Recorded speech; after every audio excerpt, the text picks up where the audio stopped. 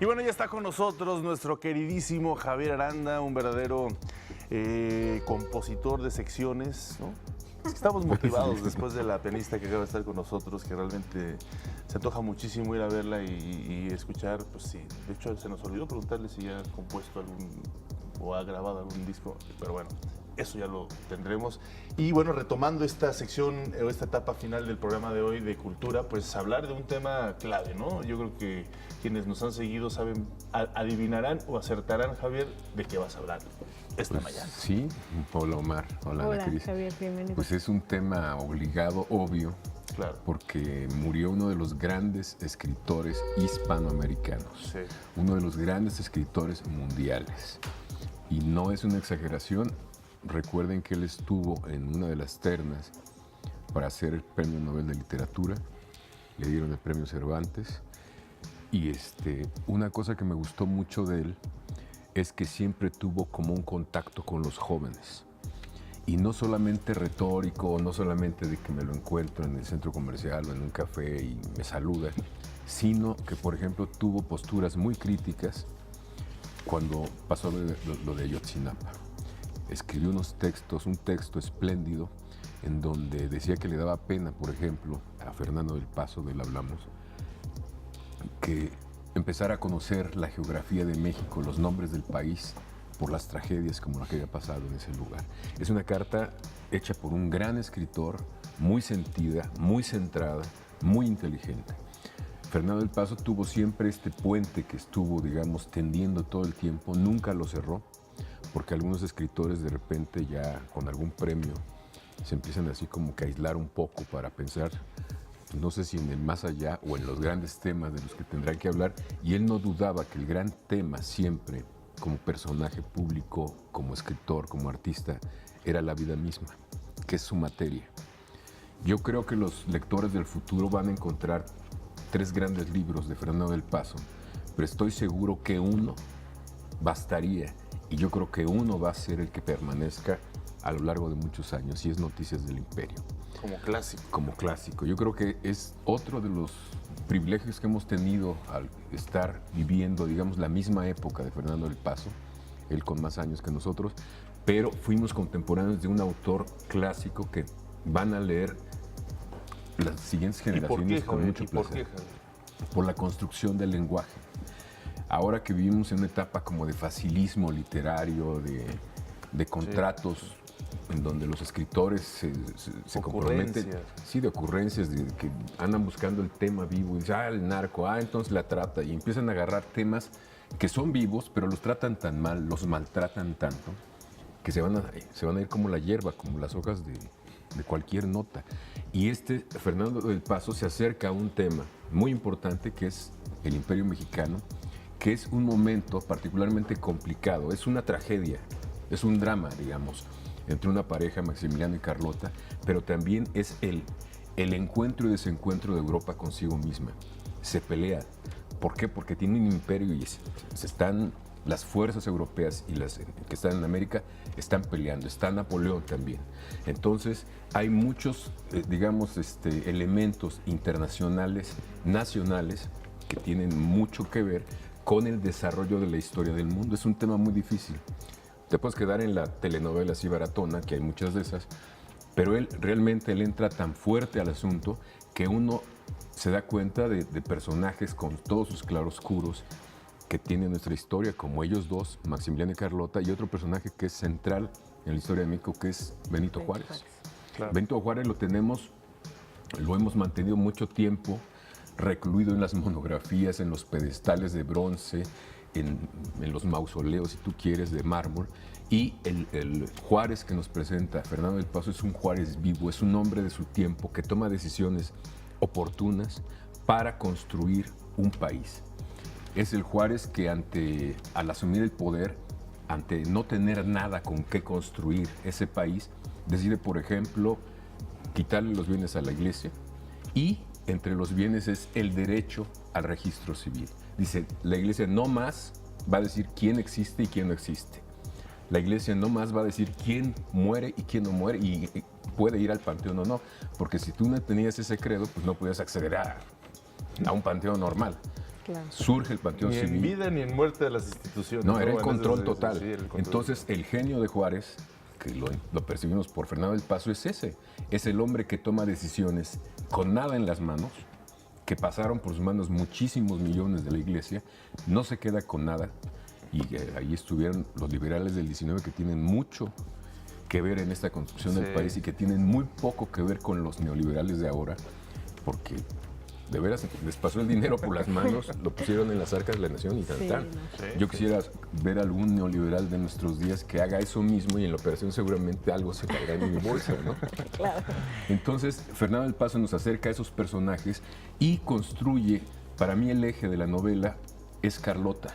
Sí, Es la princesa, la reina, la mujer loca enamorada por Maximiliano, que a través de una serie de monólogos va sosteniendo toda esa armadura que es una arquitectura, que es una iglesia, es una catedral de palabras que realmente hacen respirar al lenguaje, provocan emociones y construyen una arquitectura que uno le está oyendo, porque uno está oyendo constantemente la voz de Carlota y de repente se mete a la vida de Juárez, de repente se mete a la vida erótica de Maximiliano en el Jardín Bórdano, con una mujer que se apellida Sedano, y empieza uno a ser partícipe de esa historia. Yo creo que es válido hacer, hemos hablado de artistas como Schwab, que tenían el arte de la miniatura, provocaban muchas cosas, eran los maestros de cómo se visten las pulgas, pon tú, de la miniatura de plata o de oro. Fernando del Paso es el maestro de lo monumental. Fernando del Paso es el genio de las pirámides. Entonces, si no lo quieren ver, bueno, pues allá ustedes o los que no quieran verlo. Pero es una presencia en nuestro idioma que cualquier estudiante, que cualquier historiador, que incluso los historiadores consultan a Fernando del Paso, Claro. porque él sí se metió directamente Sí. a los archivos. Javier. Entonces, pues, solamente quería llamar la atención sobre Noticias del Y Imperio. lo Sí, hiciste muy bien. sí, no, yo les decía que es uno de mis libros favoritos, y no es que el favorito, verdaderamente genial, porque te muestra, te hace vivir una historia, te hace notar que la historia no es como la pintan, ¿no? Tiene muchos matices y además pues te muestra muchas otras alegorías, ¿no? De la mujer, de la representación de la mujer en la historia, etcétera. Bueno, es De fascinante. los palacios. Sí, no, vamos a hacer una breve pausa y al regresar pues seguimos platicando de esto y también pues ya mañana se estrena la FIL, abre la FIL, querido La FIL. Javier. Sí, Una pausa claro. y volvemos. Al fin.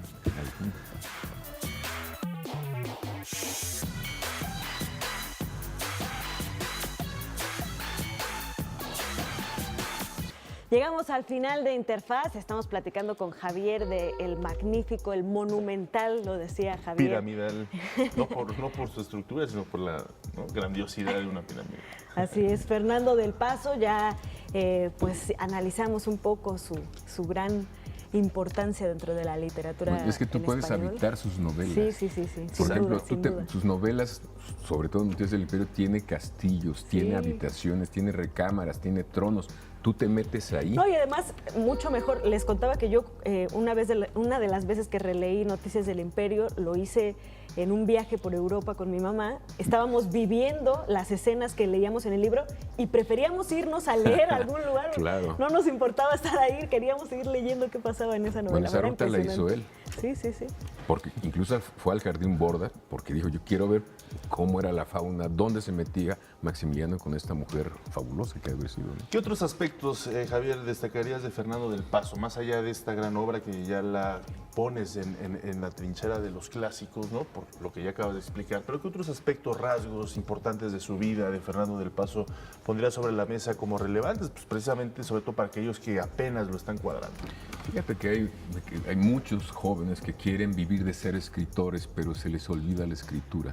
En el ánimo de cobrar un cheque por un texto Por la que fama. lo pongo acá, lo pongo allá, o me la paso presentando libros, me meto a la industria, digamos, Sí.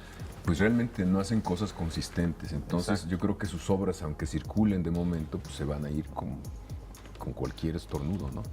Y en el caso de Fernando del Paso, todos sus libros son monumentales y además en todos ellos invirtió muchos años. No tenía prisa por eso.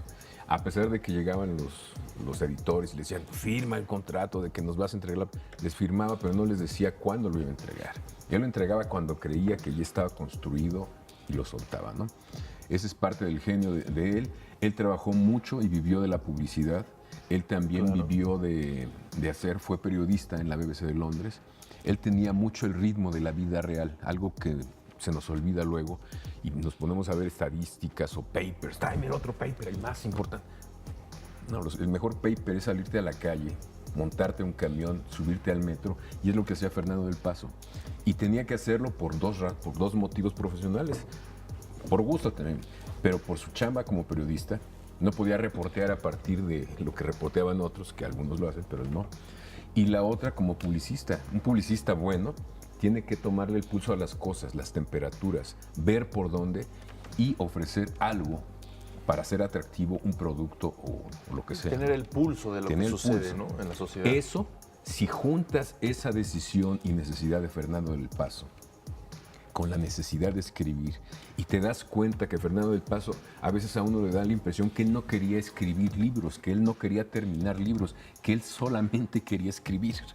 Porque es una reescritura, es un armado tan complejo, tan rico, tan brillante, que te acerca al lenguaje y lo empiezas a leer de otra manera. Dices, caramba, yo no había entendido cuánto peso tenía tal palabra, cómo se podía construir una relación erótica solo con palabras y cómo podrías acceder del mundo racional, de la racionalidad literaria de una novela, por ejemplo, a ese mundo fantástico que es la locura, ¿no? Que es la loca de la casa, como él lo dice, hablando de Carlota, que tiene luego más lucidez que muchos de los discursos que cotidianamente se manejan. Entonces hay muchos elementos interesantes en Fernando del Paso, la no prisa, la gana de escribir constantemente y finalmente pues el entregar y compartir cosas que creía que ya estaban. Yo creo que si reunimos también sus textos periodísticos finales, sus discursos sobre los jóvenes de Ayotzinapa, sobre otros temas que tocó, podríamos tener un libro muy rico también, porque pues, es el libro, o sería el libro de un escritor vivo, tocando la vida con las manos y haciéndonos la ver de muchas maneras. Pues ya dejaste tarea a los editores, Javier. Ojalá lo tomen en consideración. Ojalá. Porque sí sería un gran acierto esto que acabas de comentar. Bueno, pues muchísimas gracias, Javier, por haber estado con nosotros esta mañana de viernes, como todos los viernes. Pues seguiremos muy al pendientes de lo que sucede en la FIL. Vas a estar por allá, nos comentabas, fin de semana, ¿no? Voy a presentar 2 libros de Monsiváis. Esto el domingo. El domingo y el lunes, un libro de María Dueñas, el más reciente, que es una escritora que me sorprende. Sí. Correcto, muy bien, Javier. Pues estaremos por allá muy al pendientes. Gracias por acompañarnos a todos ustedes esta mañana de viernes. Pasen un excelente fin de semana.